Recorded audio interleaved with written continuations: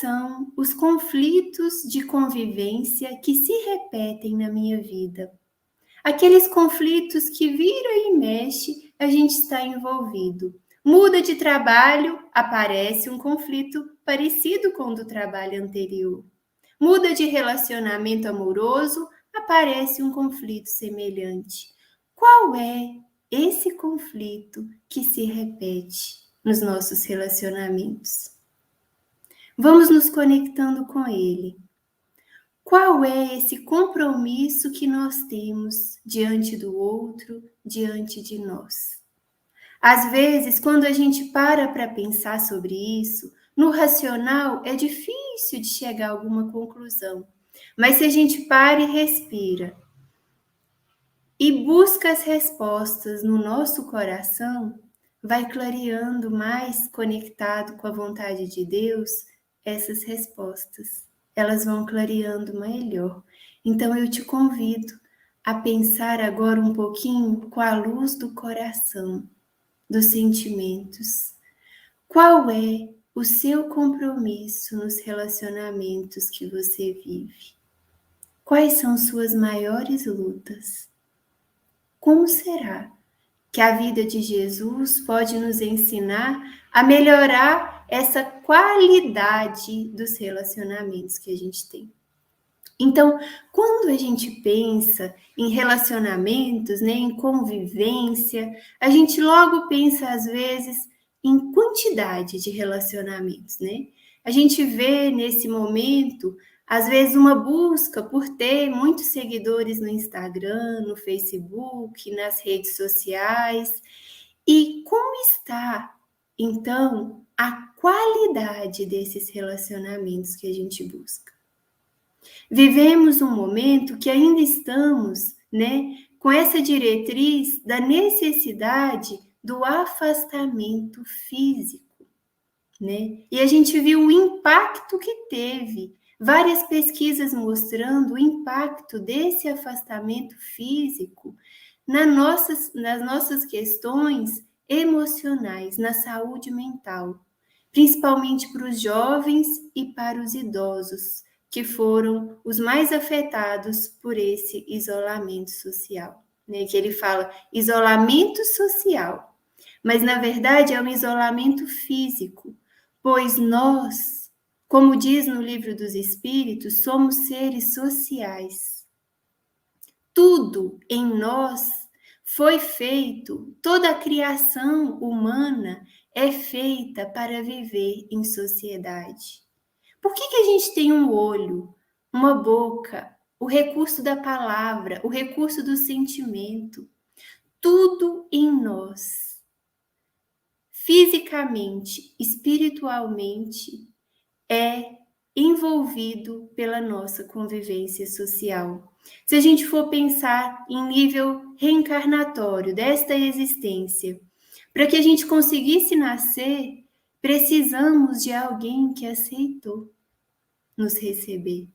Um casal, uma família que aceitou que a gente nascesse. Talvez muitos casais não permaneceram juntos, não acompanharam o desenvolvimento da criança, mas por eles a gente pôde nascer nessa existência.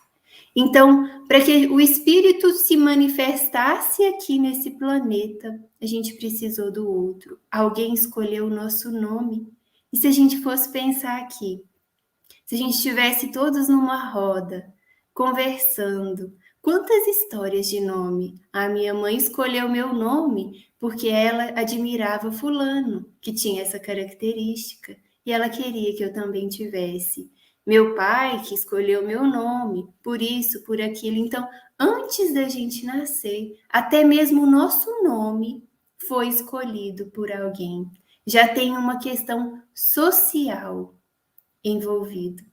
O nosso próprio nome nós não escolhemos, a maioria de nós, né? Então, a expectativa desse nascimento já vai compondo a nossa história. E olhar para essa história com carinho e respeito nos possibilita viver melhor o presente. E a gente pensando na história do Cristo. Na história do Cristo, a gente lembra daquele nascimento tão lindo na manjedoura, que antecedeu também pelo preparo de Maria e de José.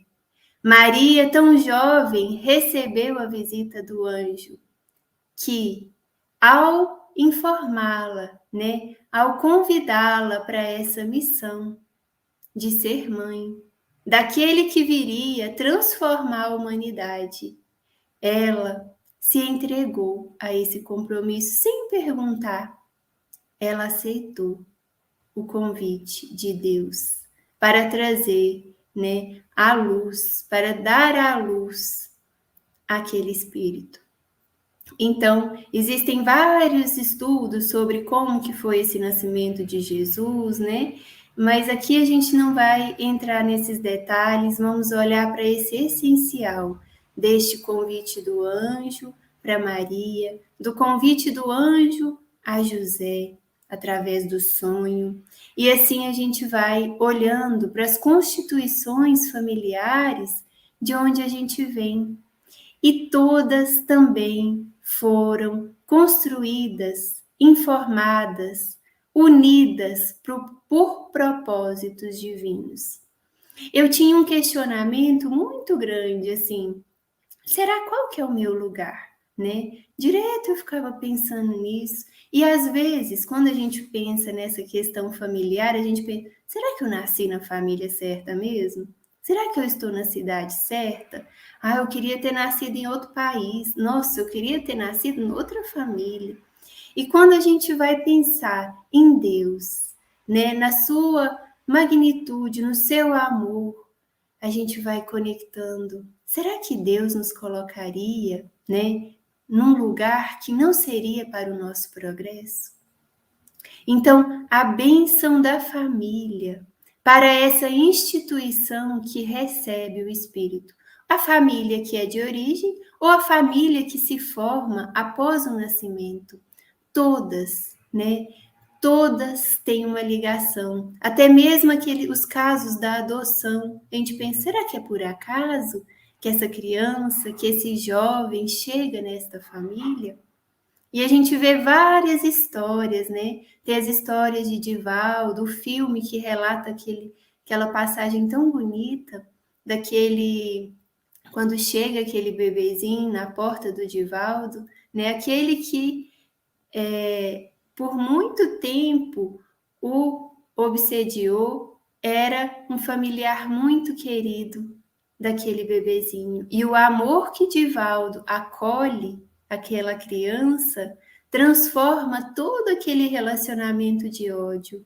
Então a gente vai vendo a oportunidade desses laços de amor que são construídos pelas vias biológicas, pelas vias afetivas, para a reestruturação de várias situações que durante as existências que tivemos foram envolvidas em conflitos, né? Quantos conflitos nós já tivemos no campo dos relacionamentos? Quantos relacionamentos amorosos tivemos? Quantos pais, quantas mães? Quantas vezes fomos mães, pais, acertamos, erramos, e hoje temos a divina oportunidade de recomeçar. E recomeçar não de novo, repetindo os mesmos erros, recomeçar do novo, com a bênção desses recursos que temos do Evangelho, com as bênçãos que temos do recurso da doutrina espírita.